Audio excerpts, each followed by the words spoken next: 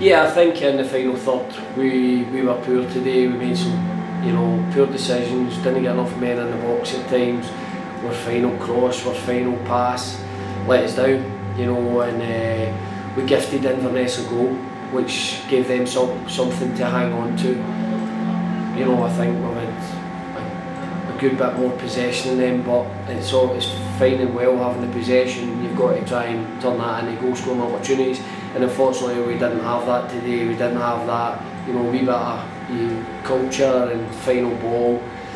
I thought first half we need to do so much more in the wider areas. We've done a bit better second half, but ultimately it wasn't enough to get us back in the game. And as I say, we never gave up too many chances at all, apart from obviously the goal that we gave away, which is a really poor goal from your point of view. Yeah, other than the goal, we did look pretty comfortable at the back, and Kyle didn't have too much to do. No, I think it was a bit of a war of attrition. I think it was two committed teams, and as I say, they had something to hang on to early doors. I think after the goal, our heads, for 5 or 10 minutes were all over the place, and it took us a wee while to get back, to settling down and try to get back in the game. I think we came out second half and really, tried to have a go, tried to get men forward. But ultimately, we never got into those key areas and produced a final ball that was going to hurt Inverness.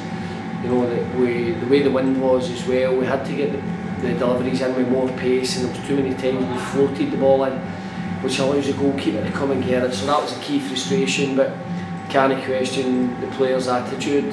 Their effort was excellent. Inverness are a good side and will be up there come the end of the season, and we've shown today that we're not that far away on our day, but ultimately it's still another defeat, and we need to bounce back next week. Result aside, obviously last week was a poor performance, but you must be happy with the way that the boys bounced back today, and they showed that desire to try and get that equaliser.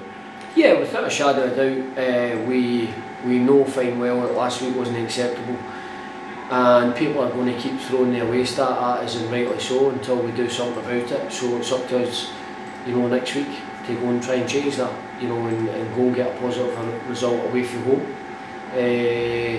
so that people can stop asking that question. But in terms of the players, attitude from last week to this week, then we showed a lot more that we were like ourselves today.